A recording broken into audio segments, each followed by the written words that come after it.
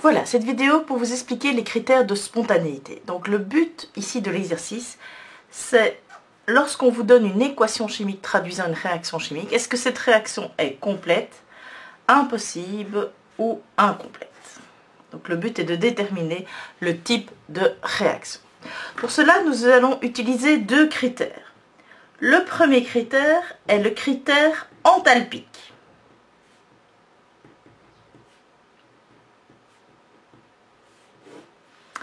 Alors, nous avons vu qu'il existe deux grands types de réactions.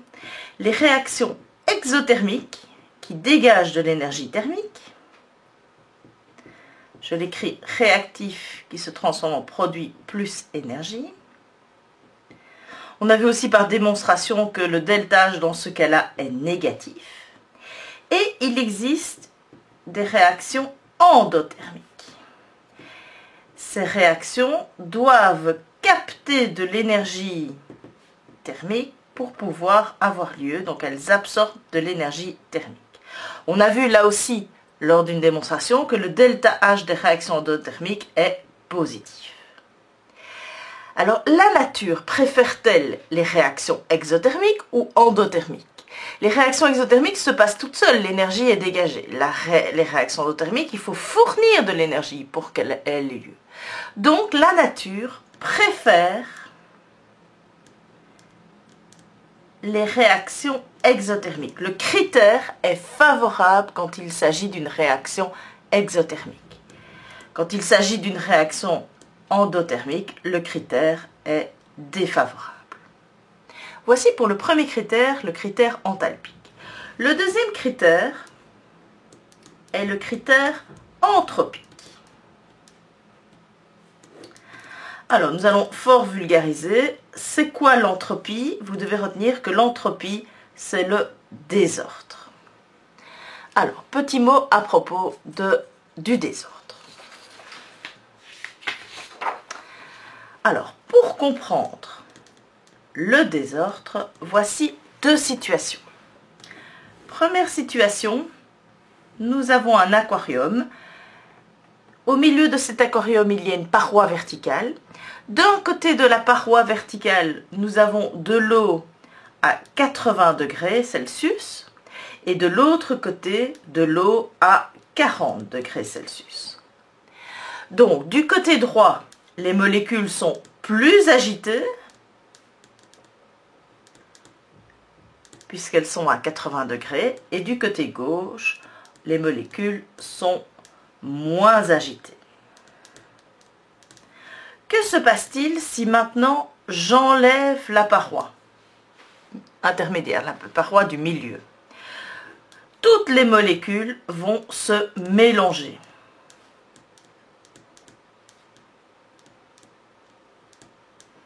Et j'aurai de l'eau à plus ou moins 60 degrés si les volumes sont identiques. Voilà. Alors, dans ces deux situations, quelle est la situation la plus ordonnée? La situation où il y a moins de désordre, ou la situation la plus désordonnée, c'est la situation de gauche. Si vous voulez, les molécules sont bien rangées. Les molécules plus agitées sont d'un côté, les molécules moins agitées sont de l'autre. Par contre ici, on a une situation qui est beaucoup plus désordonnée. Les molécules sont mélangées. Il y en a des plus agitées, des moins agitées, elles sont toutes mélangées. Est-ce que vous pensez que si je prends un aquarium avec de l'eau à 60 degrés, je peux revenir à cette situation-là? Je peux, par un tour de magie, mettre une paroi et avoir des molécules fort agitées d'un côté et moins agitées de l'autre. Non, le retour dans l'autre sens est impossible. Ce petit exemple nous montre une règle fondamentale.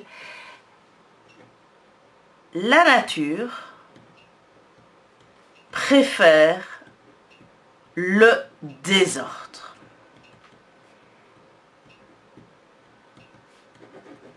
Ça, c'est super important. La nature préfère le désordre. Et donc, la nature va favoriser des transformations qui vont toujours aller vers plus de désordre. Exemple. J'applaudis. D'accord? Donc, j'ai d'un côté...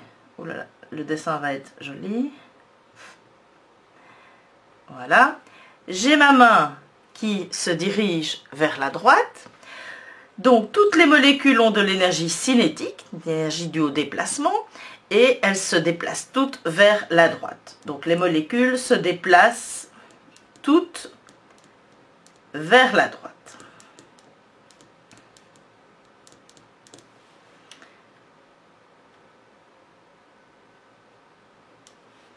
Pareil, la deuxième main, les molécules se déplacent aussi, cette fois-ci, toutes vers la gauche.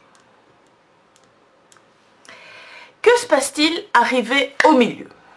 Lorsque les deux mains se touchent,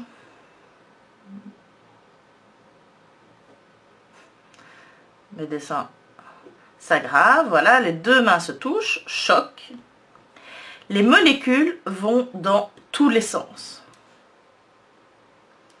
sont agitées par le choc, et d'ailleurs, vous ressentez de l'énergie thermique.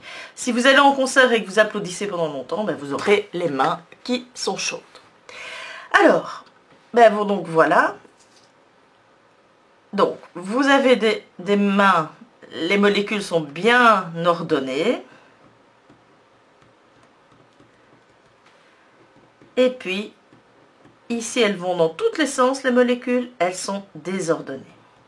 Et donc, la nature va favoriser ce passage d'une situation ordonnée vers une situation désordonnée. Est-ce que si vous mettez vos mains au-dessus d'un radiateur, pas dessus pour avoir le réflexe, mais si vous mettez les mains au-dessus d'une source chaude, est-ce que vous allez avoir vos deux mains qui vont faire hop, qui vont refaire l'exercice inverse? Non. Donc là aussi, c'est un exemple pour vous prouver que la nature préfère le désordre et va favoriser toute transformation, par exemple ici, d'énergie vers plus de désordre. Alors, comment va-t-on mesurer le désordre? C'est notre question. Comment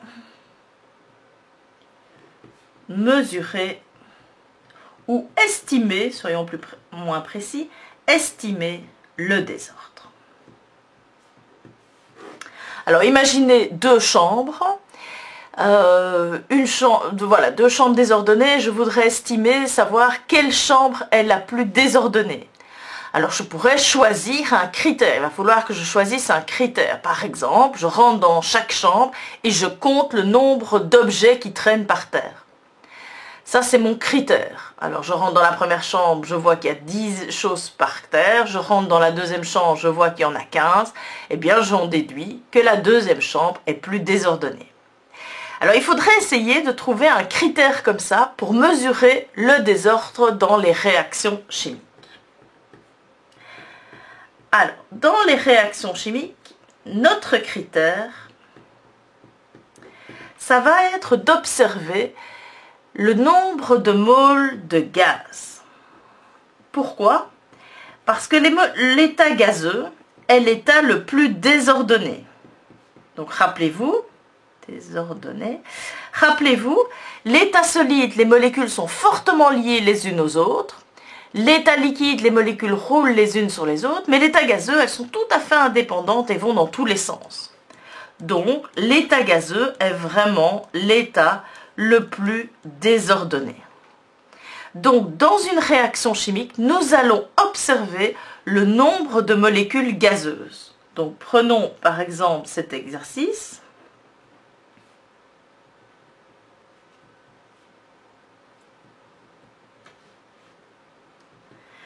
Nous avons deux molécules d'ammoniac qui réagissent pour se transformer en une molécule de diazote et 3 molécules de dihydrogène. Alors, je vais regarder le nombre de molécules gazeuses dans les réactifs.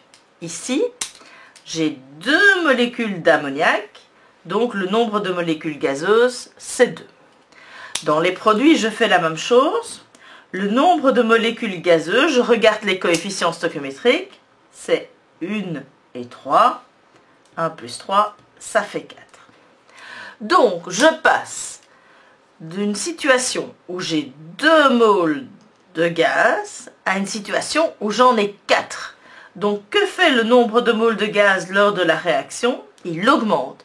À partir du moment où il y a plus de moles de gaz, il y a plus de désordre, donc le désordre augmente. Donc voilà comment on peut estimer le désordre dans une réaction chimique. Alors, si je reprends ma synthèse, donc je rappelle l'objectif de ce chapitre, c'est se dire est-ce que la réaction est complète, impossible ou incomplète.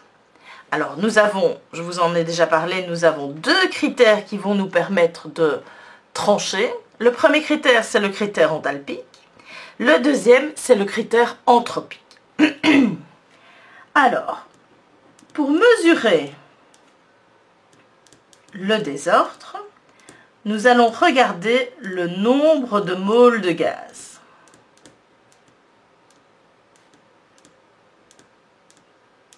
Attention, si dans une réaction on a des solides, des liquides, vous ne les comptez pas. Il n'y a que les molécules de gaz qui comptent. Alors, deux cas possibles. Comme ici, il y avait deux cas possibles. Ici, deux cas possibles. Soit nous avons une réaction durant laquelle le nombre de moles de gaz augmente. Cela signifie que le désordre augmente. Est-ce que c'est un facteur favorable ou défavorable? Nous en avons discuté précédemment et nous avons vu que la nature préfère le désordre. Donc, c'est favorable. Mais nous pourrions aussi avoir une réaction où le nombre de moles de gaz diminue. Là, le désordre diminue. C'est un phénomène défavorable.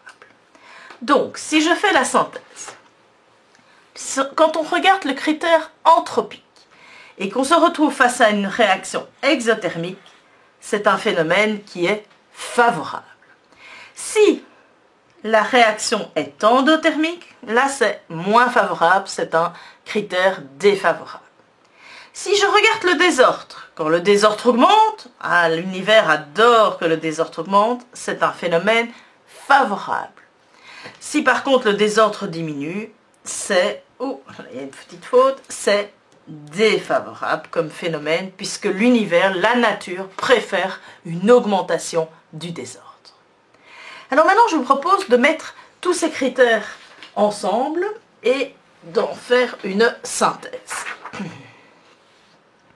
Alors, vous êtes face à une réaction chimique et vous voyez que soit la réaction est exothermique, ce qui est favorable, soit la réaction est endothermique, c'est défavorable.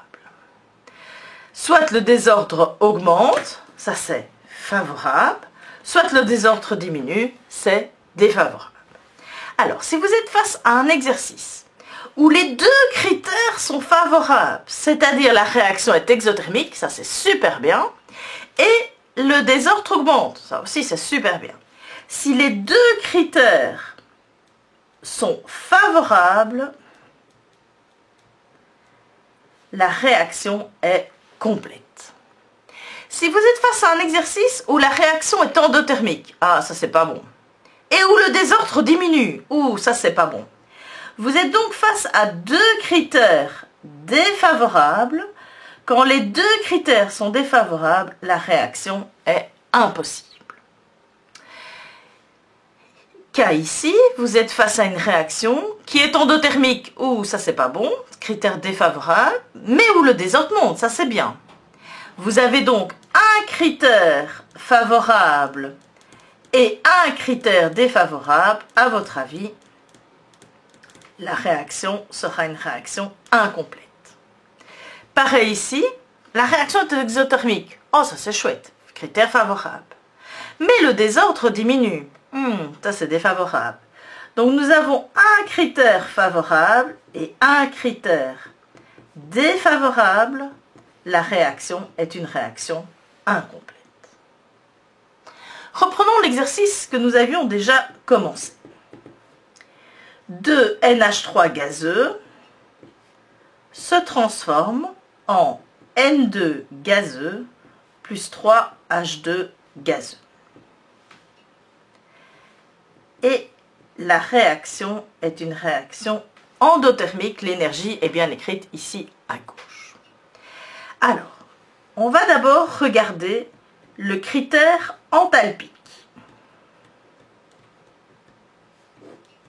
Je vois que l'énergie est écrite à gauche, donc il s'agit d'une réaction endothermique.